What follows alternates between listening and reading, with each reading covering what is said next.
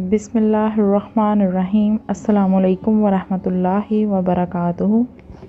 حضرت لوط علیہ السلام کے والد کا نام ہاران تھا، جو طارق یعنی کہ آزر کے بیٹے اور حضرت ابراہیم علیہ السلام کے سگے بھائی تھے، یعنی حضرت لوط علیہ السلام حضرت ابراہیم علیہ السلام کے بھتیجے تھے۔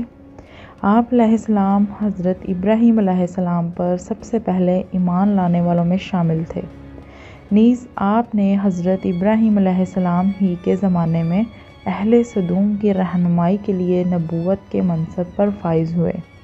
والد ہاران کے انتقال کے بعد حضرت لوط اپنے چچا حضرت ابراہیم کے ساتھ بابل میں مقیم رہے اور پھر ایک عرصے بعد سدوم نامی شہر میں آباد ہو گئے۔ سدوم کے آس پاس 5 نہایت خوبصورت شہر آباد تھے، جن میں سے ہر ایک کی آبادی 1,00,000 نفوس سے زیادہ ہی تھی۔ یہ علاقے نہایت سرسبز اور شاداب اور قدرت کی فیاضی کا حسین شاہکار تھے۔ باغات کی کثرت تھی تو لہلہاتے کھیت یہاں کے باسیوں کی ضروریات سے کہیں زیادہ تھے، اور یہی وجہ تھی کہ کرب و جوار کی بستیوں کے باسی بھی اپنی معاشی اور غذائی ضروریات کے لیے ان بستیوں کا رخ کیا کرتے تھے، مگر یہ بات ان بستیوں کے لوگوں کو بالکل بھی پسند نہ تھی۔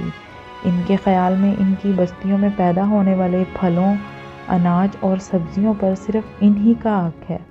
ان کی شدید خواہش تھی کہ وہ دوسری بستیوں کے لوگوں کو ان کے علاقوں میں نہ آنے دیں، لیکن یہ انہیں منع کرنے سے بھی ڈرتے تھے۔ جب کوئی قوم اللہ کی دی ہوئی نعمتوں کا شکر ادا کرنے کی بجائے غرور اور تکبر اور عادات بد میں مبتلا ہو جائے تو ایسے لوگوں کے دل و دماغ پر شیطان قابض ہو جاتا ہے، اور پھر یہ ابلیس کے نقش قدم پر چلنے لگتے ہیں۔ ایک دن بستی کے لوگ باہر سے آنے والوں کو روکنے کے طریقہ کار پر غور و خوض کر رہے تھے کہ ابلیس ایک بزرگ کی شکل میں ان کی محفل میں آیا اور کہا، اگر تم ان سے پیچھا چھڑانا چاہتے ہو تو میرے کہنے پر عمل کرو۔ اجنبی بزرگ کی یہ بات سب نے نہایت توجہ سے سنی اور طریقہ بتانے پر اصرار کیا۔ ابلیس نے کہا کہ کل بتاؤں گا۔ دوسرے دن وہ ایک خوبصورت نوعمر لڑکے کے بھیس میں آیا اور انہیں اپنی عورتوں کی بجائے مردوں کے ساتھ فعل بد کرنا سکھایا۔ اس طرح ابلیس کے کہنے پر اس بدکاری کے معجد یعنی ملعون لوگ تھے۔ انہوں نے شیطان کی ایما پر ایک ایسا گناہ ایجاد کیا جس کا اولاد آدم میں سے اس سے پہلے کسی کو خیال تک نہیں آیا تھا۔ یہی وہ وقت تھا جب اللہ تعالیٰ نے حضرت لوط علیہ السلام کو نبی بنا کر اس قوم کی اصلاح کے لیے بھیجا۔ حضرت لوط نے ان کی توحید کی دعوت دی اور ان کو بیہودہ حرکات سے منع فرمایا۔ قرآن پاک میں اللہ تعالیٰ فرماتا ہے، اور لوط کو یاد کرو جب انہوں نے اپنی قوم سے کہا کہ تم بے حیائی کے کام کیوں کرتے ہو؟ کیا تم عورتوں کو چھوڑ کر لذت حاصل کرنے کے لیے مردوں کی طرف مائل ہوتے ہو؟ حقیقت یہ ہے کہ تم لوگ احمق ہو۔ حضرت لوط علیہ السلام اپنی قوم کی عادت بد کی وجہ سے بڑے فکر مند رہتے تھے اور دن رات انہیں نصیحت اور تبلیغ کرتے رہتے، لیکن قوم پر اس کا کوئی اثر نہ ہوا، بلکہ وہ مزید ڈھٹائی اور ہٹ درمی کے ساتھ فخریہ انداز میں یہ کام کرنے لگے۔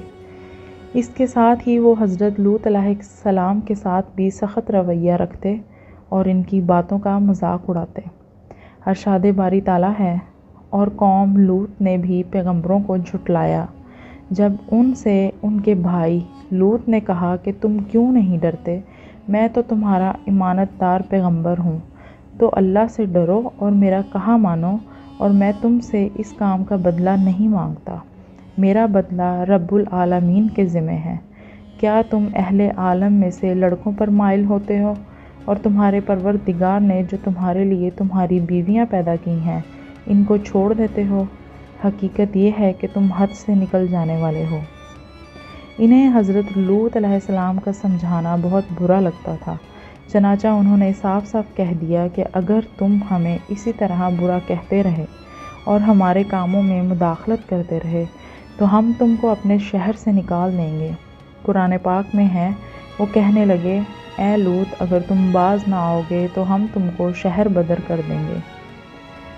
حضرت لوط علیہ السلام مایوس ہونے کی بجائے قوم کو راہ راست لانے کی جدوجہد میں مصروف رہے، لیکن وہاں تو کیفیت یہ تھی کہ مرض بڑھتا گیا۔ جوں جوں دعا کی، یعنی جتنا حضرت لوط انہیں اللہ تعالیٰ کے عذاب سے ڈراتے، وہ اتنا ہی ان کا تمسخر اڑاتے، اور پھر ایک دن انہوں نے خود ہی عذاب الہی کا مطالبہ کر دیا۔ اللہ تعالیٰ نے انہیں اب تک دردناک عذاب سے محفوظ رکھا تھا، اور بدترین فحاشی اور بدکاری کے باوجود انہیں ڈھیل دی جا رہی تھی، لیکن اب انہوں نے خود ہی عذاب کی فرمائش کر دی اور بولے، اے لوط، اگر تم سچے ہو تو ہم پر عذاب لے آؤ۔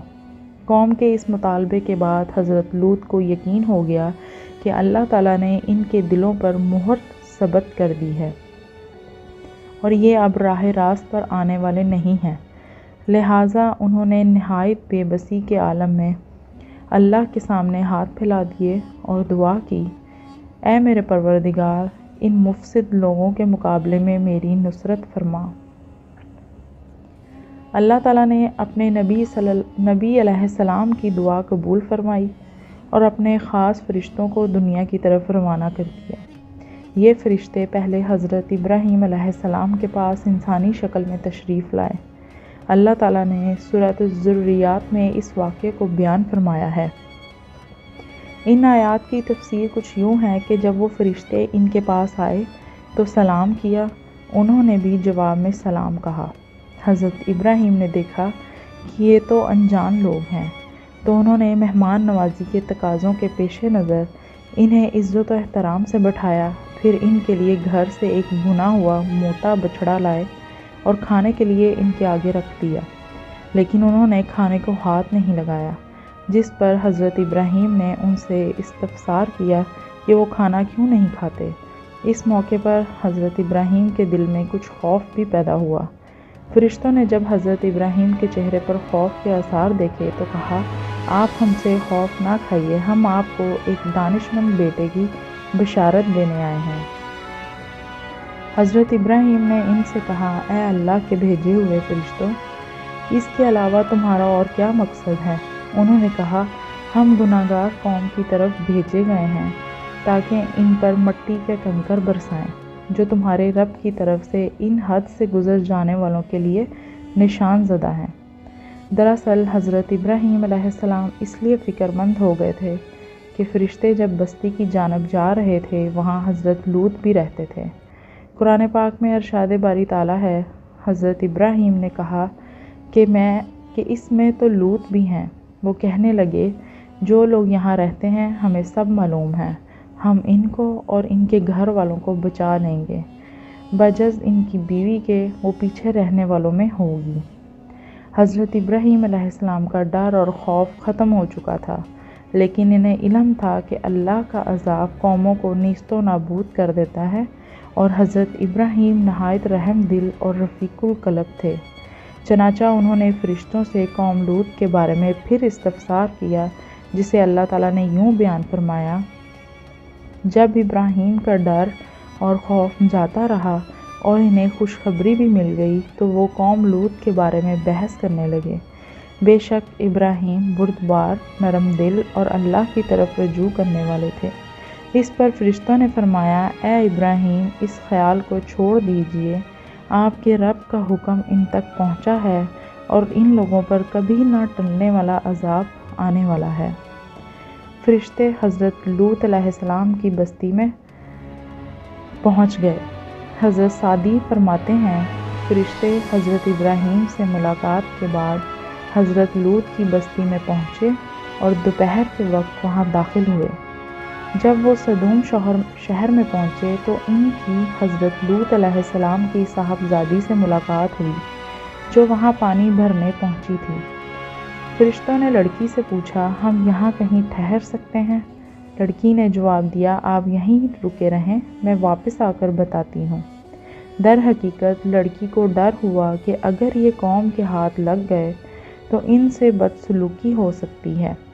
وہ اپنے والد حضرت لوط کے پاس تشریف لائے اور صورتحال سے آگاہ کیا کہ اے ابا جان، شہر کے باہر چند اجنبی نوعمر لڑکے ہیں، کہیں ایسا نہ ہو قوم ان کو پکڑ لے۔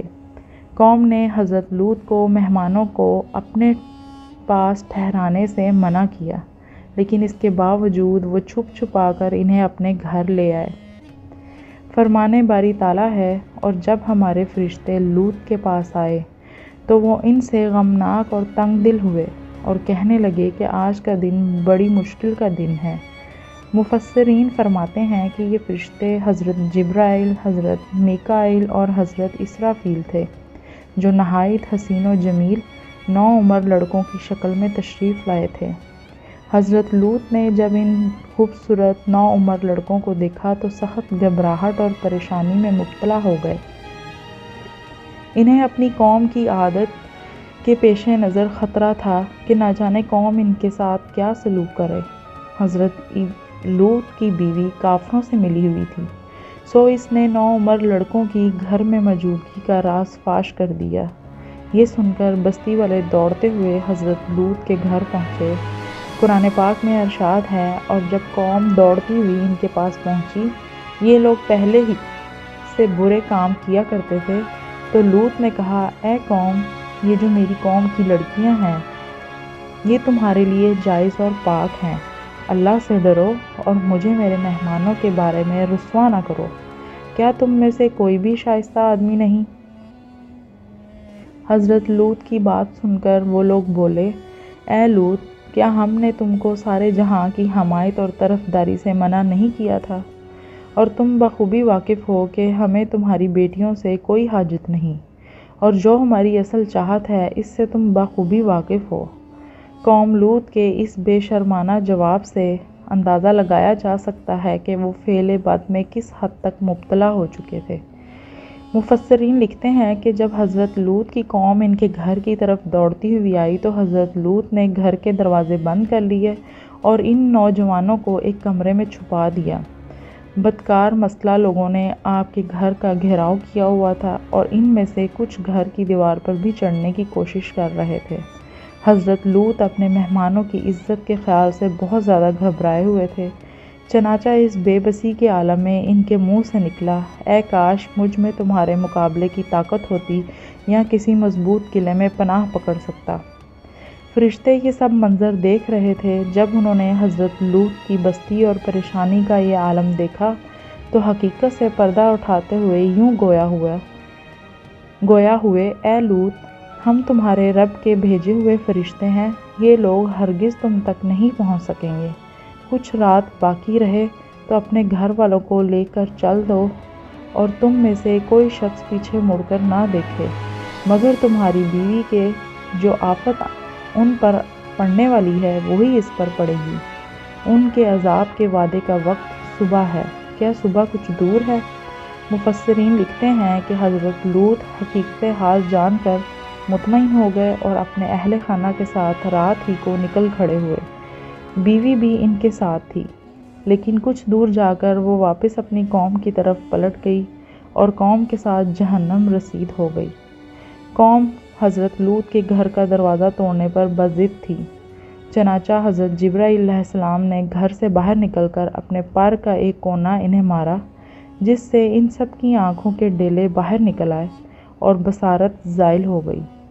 یہ خاص عذاب ان لوگوں کو پہنچا جو حضرت لوط کے پاس بدنیتی سے آئے تھے۔ صبح عذاب عام میں پوری قوم تباہ ہو گئی۔ ابن کثیر قرآن کریم میں ارشاد ہے، اور انہوں نے لوط سے ان کے مہمانوں کو لینا چاہا تو ہم نے ان کی آنکھیں اندھی کر دیں۔ ابھی صبح کا آغاز ہی ہوا تھا کہ اللہ تعالیٰ کے حکم سے حضرت جبرائیل علیہ السلام نے بستی کو اپنے پر سے اکھیڑا اور پھر اپنے بازو پر رکھ کر آسمان پر چڑھ گئے، حتیٰ کہ آسمان والوں نے بستی کے کتوں کے بھونکنے اور مرغوں کے بولنے کی آوازیں سنی۔ پھر اس بستی کو زمین پر دے مارا، جس کے بعد ان پر پتھروں کی بارش ہوئی۔ ہر پتھر پر مرنے والے کا نام لکھا ہوا تھا۔ جب یہ پتھر ان کو لگتے تو سر پاش پاش ہو جاتے۔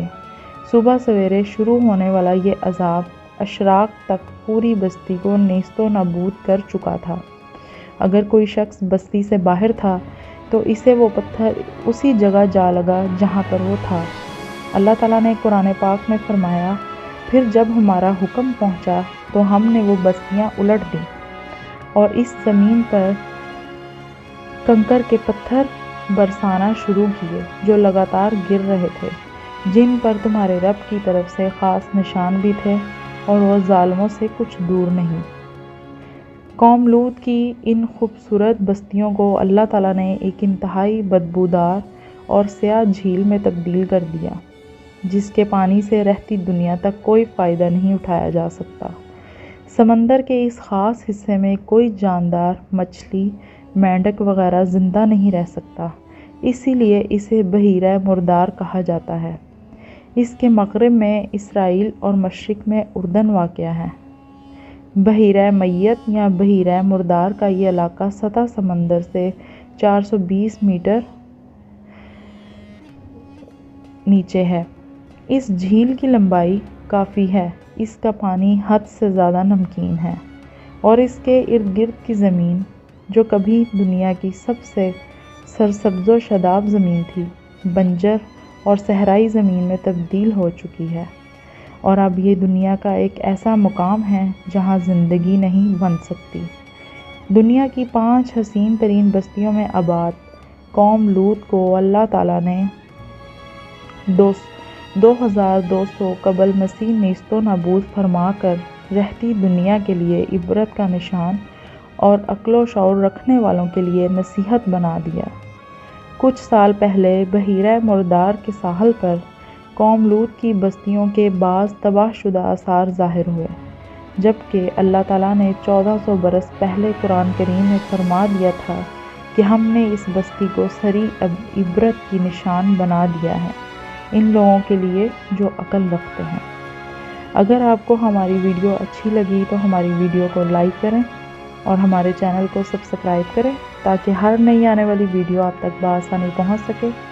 دعاؤں میں یاد رکھیے، انشاءاللہ نیکسٹ ویڈیو میں ایک نئے ٹاپک کے ساتھ آئیں گے۔ جزاک اللہ خیر۔ السلام علیکم ورحمۃ اللہ وبرکاتہ۔